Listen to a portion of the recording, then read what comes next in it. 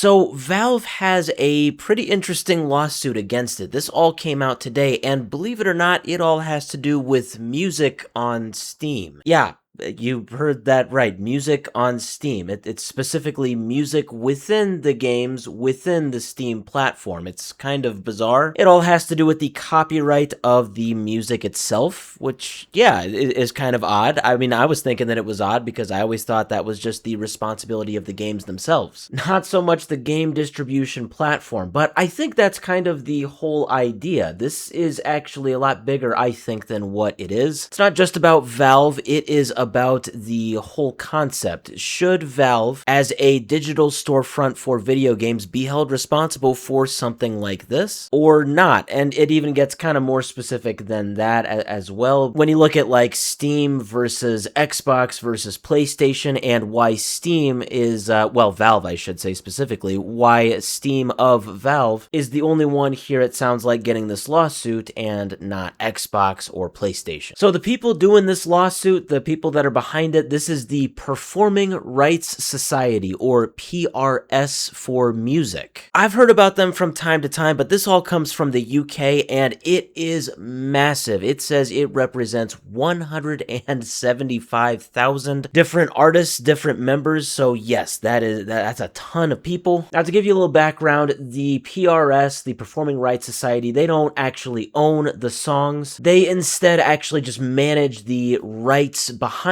those songs, and they will collect sort of money or royalties if they need to, you know, if these songs are ever played in any streams or anything like that, or any movies or any video games. So I don't have the court filing right now. It does not look like it is public. There are there's very few articles talking about this right now. Gamesindustry.biz is one of them, so I do have this in the description, as well as the two other articles that I use to kind of help me collect info. But yeah, it basically talks about how they have information that basically, yeah, the Performing Rights Society, they are suing Valve over the use of its members' work on Steam, apparently, quote unquote, without permission. It says the organization claims that while games right across the spectrum use music to transform play into emotional immersive experiences, Valve has never obtained a license for its use of the rights managed by the PRS on behalf of its members, comprising songwriters, composers, and music publishers. And it says PRS claims many game titles which incorporate PRS members' musical works are made available on Steam, including high-profile series such as Forza Horizon, FIFA, EA, and GTA. Obviously, we know with those games, there's just a whole bunch of, you know, I'd call it real-life music, you know, not just like specifically video game music. There's a lot of real-life music in those games, you know, on like, you know, GTA radio or something like that. So the Performing Rights Society is basically saying, hey, Steam, you are hosting all of these games that have a lot of works from our members, but Steam, you have never obtained a license for the use of these,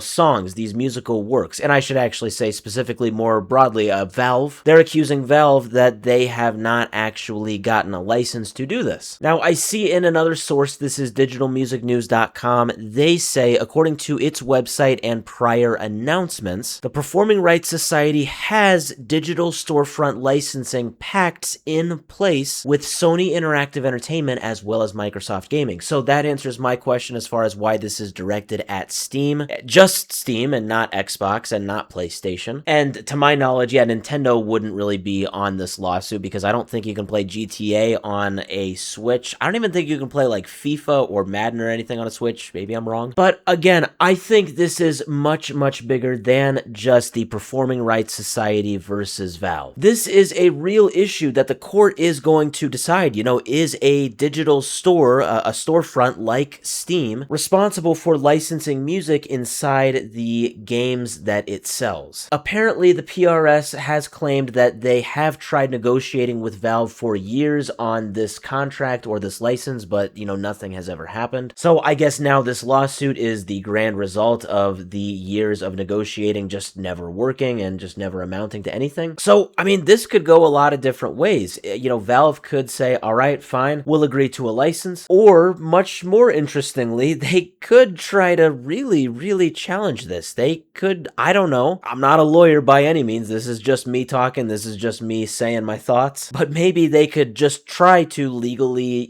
challenge this. Maybe they would ultimately try to say, hey, we're not responsible for having this license. The responsibility of that should just come from the games that we sell, not us, just because we have a platform for these games. I don't know. This could be really wild. And like I said, the implications for this could actually be quite big.